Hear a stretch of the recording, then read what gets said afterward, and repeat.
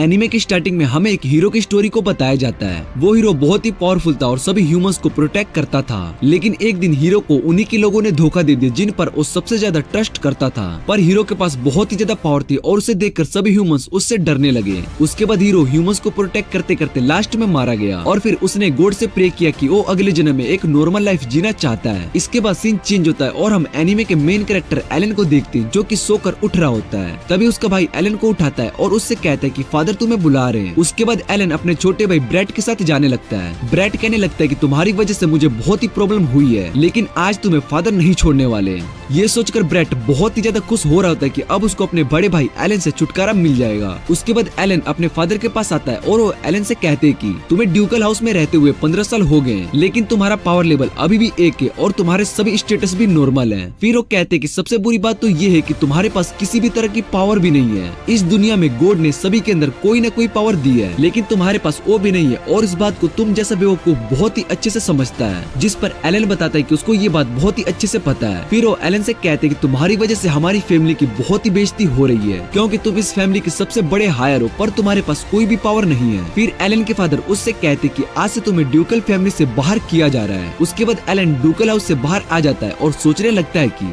उसने किसी ड्यूक के घर में जन्म लेने के बारे में नहीं सोचा था। फिर एलन कहते हैं कि अब वो पूरी तरीके से फ्री है, इसलिए अब वो जो चाहे वो कर सकता है। एलन सोचने लगता है कि उसकी पिछली लाइफ ज्यादा अच्छी नहीं थी और वो अपने इस लाइफ में शांति से रहेगा। उसके बाद एलन वेस्टफील्ड टेरिटोरी से बाहर आ जाता है और जंगल में रिवर के पास बैठकर फिशिंग करने लगता है। एलन सोच रहा होता है कि शायद से इस दुनिया में कोई भी उससे नहीं डरेगा और वो नॉर्मल लाइफ जी सकेगा। इसके बाद एलन देखते है कि कुछ मॉन्स्टर्स इंसानों पर अटैक कर रहे होते हैं और वहाँ की सिचुएशन बहुत ही ज्यादा खराब हो चुकी है। फिर सीन चेंज होता है और हम एक नाइट को देखते हैं जो कि कुछ मॉन्स्टर से लड़ रही होती है। उस नाइट का नाम बैटरिस होता है और वो उन सभी मॉन्स्टर पर अटैक करती है, लेकिन वो मॉन्स्टर दोबारा से ठीक हो जाते हैं। ये देखकर बैटरिस सोचने लगती है कि वो प्रिंसेस रिस को इन सब से कैसे प्रोटेक्ट करेगी। फिर बैटरिस प्रिंसेस रिस को यहाँ से जाने के लिए कहती है, पर रिस बैटरिस की बात नहीं मानती है। उसके बाद बैटरिस उन सभी मॉन्स्टर से लड़ने लगती है। इधर एलन रिस को देखकर याद करता है कि वो उससे पहले भी मिल चुका है। फिर एलन याद करने लगता है कि वो एक पार्टी में उससे मिला था। उस पार्टी में सभी नोबल्स फैमिली एलन के बारे में बात कर रही होती कि वो एक फेलियर है, उसकी वजह से वेस्टफील्ड फैमिली का नाम खराब हो रहा है। लेकिन रिस वहाँ पर थी जिसने सभी से कहा था कि एलन कोई फेलियर नहीं है और वो बहुत ही अच्छा है। एलन ये सब बातें याद करने के बाद कहता है कि वो प्रिंसेस रिस को जरूर प्रोटेक्ट करेगा।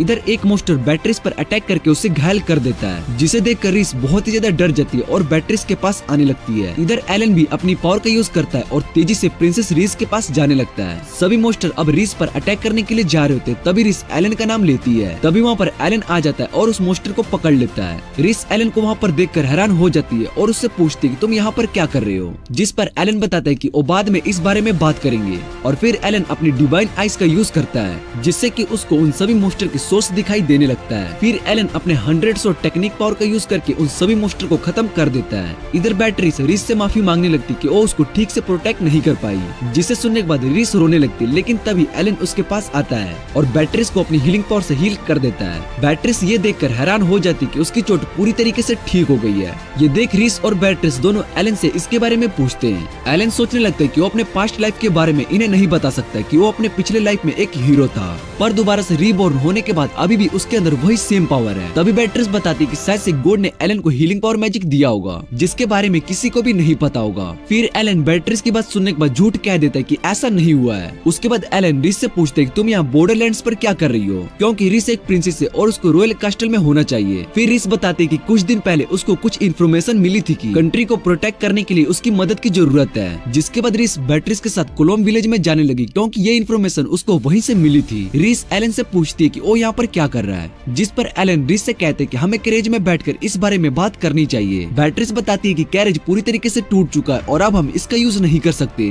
लेकिन एलन अपने मैजिक का यूज करके उस कैरेज को ठीक करने लगता है। रिस और बैटरिस ये देखकर हैरान हो रहे होते हैं। फिर वो सभी कैरेज में बैठकर कोलम विलेज की ओर जाने लगते हैं। उसके बाद रिस एलन से पूछती है कि उसको वेस्ट लेफ्ट फैमिली से क्यों निकाला गया, जिस पर एलन बताता है कि उसके फादर को लगता है कि वो उनकी फैमिली के लायक नहीं है, क्योंकि उसके पास किसी भी तरह की मैजिक पावर नहीं है और उसकी वजह से वेस्ट लेफ्ट फैमिली का नाम खराब हो रहा है। फिर एलन रिस से पूछता है कि उसके पास जो पावर है, अगर उसके बारे में किंगडम में सभी को पता चल गया तो वो उसके पीछे पड़ जाएंगे। बैटरिस बताती है कि ये बात सच है और इसलिए हम तुम्हें तुम्हारे घर पर छोड़ के आएंगे, जिस पर रिस मना कर देती है और कहती है कि मैं कंट्री के लिए अपने फ्रेंड को खतरे में नहीं डाल सकती हूँ, इसलिए मैं एलन की मदद करूंगी जिससे कि वो एक अच्छी और नॉर्मल लाइफ जी सके। एलन रीस की बात सुनने के बाद खुश हो जाता है और उसको थैंक्स कहता है। उसके बाद वो सभी क्लोम विलेज में पहुंच जाते हैं। फिर वो देखते हैं कि विलेज में कोई भी नहीं है और रीस कहती है कि शायद से किसी मोस्टर ने इस विलेज पर अटैक किया होगा, जिस पर एलन बताता है कि ऐसा नहीं हो सकता क्योंकि उसको यहाँ पर कोई भी मोस्टर की पावर फील नहीं हो रही है। फिर बैटरीस एलन से कहती है कि जब से तुम हमारे साथ हो हम पर किसी भी मोस्टर ने अटैक नहीं किया, ये बहुत ही अजीब है। रीस बताती है कि शायद से सभी मोस्टर को हंटर्स ने मार दिया होगा और ऐसा भी तो हो सकता है कि वो विलेज में आने से डरते होंगे।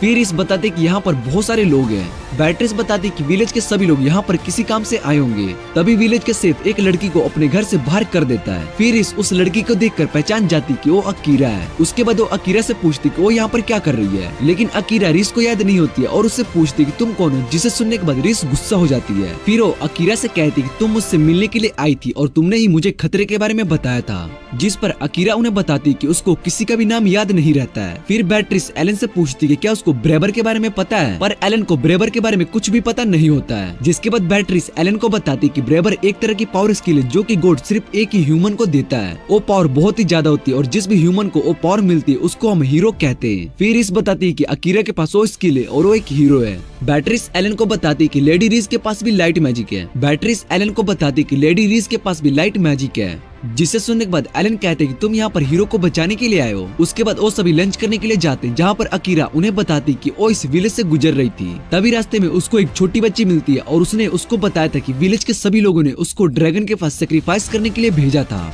जिसे सुनने के बाद वो विलेज के सेफ से इस बारे में बात करने के लिए आई, पर विलेज का सेफ उसके बारे में कुछ भी बात नहीं करना चाहता है। जिसे सुनने के बाद बैटरीस कहती है कि ड्रैगन ने शायद से इस विलेज के लोगों को डराया होगा। फिर एलन बताता है कि बात कुछ और है, क्योंकि अगर ड्रैगन चाहता तो इस विलेज के सभी लोगों को मार सकता था। उसके लिए ये सब करना बहुत ही आसान है और शायद से इस पूरे विलेज को सेक्रीफाइस के लिए ऑफर किया होगा। फिर बैटरीस बताती है कि शायद इसीलिए हमें यहाँ पर कोई भी मोस्टर दिखाई नहीं दिया, क्योंकि वो सभी मोस्टर ड्रैगन से डरकर छुप गए होंगे। रीस अकीरा से उस बच्ची के बारे में पूछती कि वो अभी कहाँ पर है। अकीरा बताती कि उसने उस बच्ची को एक केव में छोड़कर आई है, क्योंकि अगर वो उसको अपने साथ विलेज में लेकर आती तो शायद से उसके साथ कुछ गलत हो सकता था। फिर अकीरा कहती कि उस ड्रैगन को खत्म करने के लिए जा रही है। तभी एलन अकीरा से पूछते कि विलेज के लोगों ने उससे इसके बारे में कुछ भी नहीं कहा, तो वो उस ड्रैगन से लड़ने के लिए क्यों जा रही है। जिस पर अकीरा बताती कि उस छोटी बच्ची ने उससे रिक्वेस्ट की थी, इसलिए उसकी जान जरूर बचाएगी। रीस और बैटरीस दोनों अकीरा के साथ जाने के लिए मान जाते और एलन को थैंक्स कहते हैं, क्योंकि उसने उन दोनों की जान बचाई थी। तभी एलन बताता है कि वो भी उनके साथ जाएगा। जिस पर रीस एलन से पूछती है कि तुम भी तो अपनी जर्नी के लिए निकले हो, उसका क्या होगा।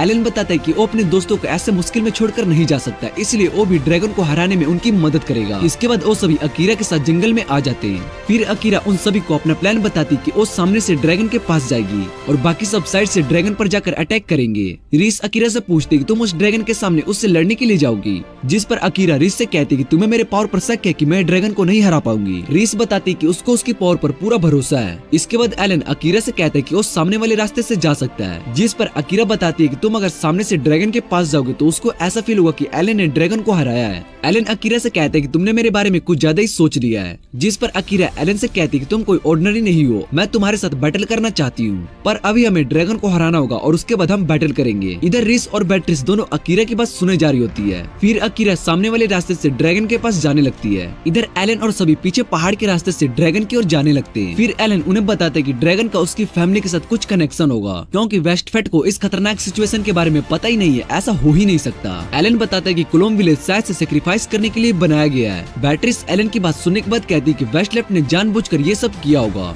जिससे कि वो अपने कंट्री में शांति से रह सके। तभी उन्हें पहाड़ से आग निकलते हुए दिखाई देते, जिसे देखकर वो सभी हैरान हो जाते हैं। इधर अकीरा उस ड्रैगन से फाइट कर रही होती है और उस पर अपने थंडर पावर से अटैक करती है, लेकिन उस ड्रैगन को कुछ भी नहीं होता है और वो ड्रैगन अकीरा का मजाक उड़ाने लगता है। जिसे सुनने के बाद अकीरा और भी ज्यादा गुस्सा हो जाती है और अपने थंडर पावर का यूज करने जा ही रही होती है। तभी ड्रैगन अकीरा से कहते हैं कि तुम इंसान बहुत ही बेवकूफ होते हो, और अकीरा उस छोटी बच्ची को वहाँ पर देखती है। उसके बाद वो ड्रैगन से पूछती है कि तुम आखिर चाहते क्या हो। जिस पर ड्रैगन अकीरा से कहते हैं कि मैं 100 साल से इस जगह पर हूँ, पर तुम इंसानों को लगता है कि वो मुझे बेवकूफ बना सकते हैं, लेकिन अगर मैं चाहूँ तो सभी इंसानों को मार कर खा सकता हूँ, लेकिन मुझे तुम सभी को डरते हुए देखना था, इसलिए मैंने उस छोटी बच्ची को छोड़ दिया। फिर ड्रैगन अकीरा से कहते हैं तुम मुझे मारना चाहती हो पर ऐसा नहीं कर पाओगी, जिसे सुनने के बाद अकीरा बहुत ही ज्यादा गुस्सा हो जाती है और अपने सबसे स्ट्रॉन्ग थंडर अटैक से ड्रैगन पर अटैक करती है। लेकिन ड्रैगन पर उस अटैक का भी असर नहीं होता, जिसे देखकर अकीरा हैरान हो जाती है। फिर ड्रैगन अकीरा को मारता है जिससे कि वो जमीन पर जाकर गिर जाती है। उसके बाद ड्रैगन अकीरा को खत्म करने जा ही रहा होता है, तभी पीछे से एलन ड्रैगन के पंख को काट देता है। फिर रिस और बैट्रिस भी आ जाती है और एलन उन दोनों से उस बच्ची और अकीरा का ध्यान रखने के लिए कहता है। उसके बाद एलन उस ड्रैगन से लड़ने लगता है और उस पर अपनी पावर से अटैक करता है।